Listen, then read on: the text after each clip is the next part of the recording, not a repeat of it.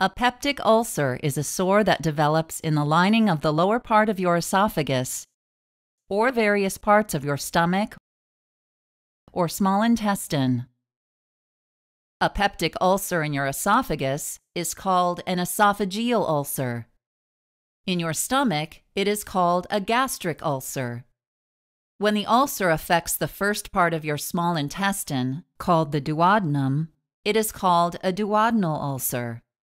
When you eat, your stomach produces highly acidic digestive juices, also known as stomach acid, to help break down food. Then, the food passes into your duodenum for further digestion and subsequent absorption into the bloodstream. To protect your organs from the corrosive effects of stomach acid, a layer of mucus coats the lining of your stomach and duodenum. When the protective mucus layer breaks down, stomach acid can seep into the lining of your stomach or duodenum and cause an ulcer. Most peptic ulcers are caused by the bacteria Helicobacter pylori, also known as H. pylori. Scientists think these bacteria may enter your body through contaminated food or water, or through close contact with an infected person. Once inside your body, they lodge in the mucus layer of your stomach or duodenum. As the bacteria grow, they damage the mucus layer, allowing stomach acid to reach the stomach or duodenal lining. Together, the bacteria and stomach acid cause an ulcer. Some peptic ulcers are linked to heavy usage of nonsteroidal anti-inflammatory drugs, also known as NSAIDs, including aspirin and ibuprofen. These drugs reduce the ability of your stomach and duodenum to protect themselves from the effects of stomach acid. Your doctor may prescribe one or a combination of drugs to treat your peptic ulcer. If H. pylori is the cause of your ulcer, you will take antibiotics to kill the bacteria. If your ulcer is due to nonsteroidal anti-inflammatory drugs, your doctor will recommend you stop or limit your use of these drugs.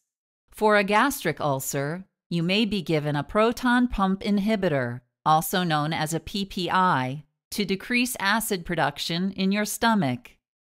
For a duodenal ulcer, you may be given a histamine type 2 receptor antagonist, commonly known as an H2 blocker, to reduce the amount of acid secreted in your stomach. In addition, your doctor may recommend medications to coat and protect the lining of your stomach and duodenum until the ulcer has healed. These include sucralfate, misoprostol, and bismuth subsalicylate, commonly known as Pepto-Bismol. You may need surgery for an ulcer that does not heal with medication. Or you may need surgery for an ulcer that goes away with treatment, then comes back.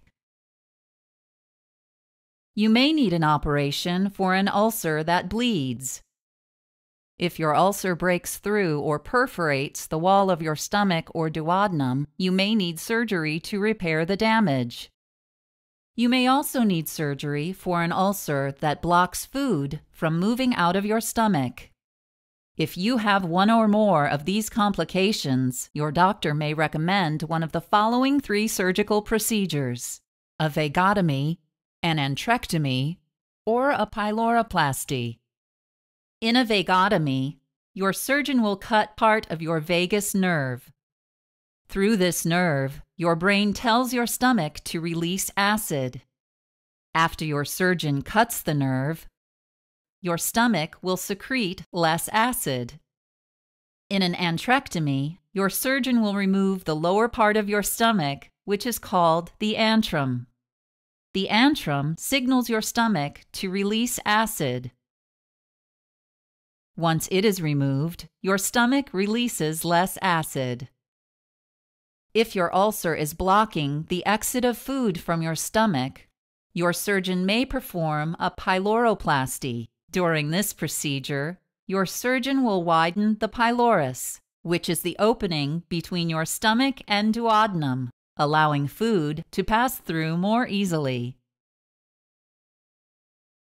While your ulcer heals, you should avoid alcohol and cigarettes, as they can slow the healing process and may make your ulcer worse. A few weeks after treatment, your doctor may perform an endoscopy, which is a procedure to look inside your upper digestive tract to be sure your ulcer has healed.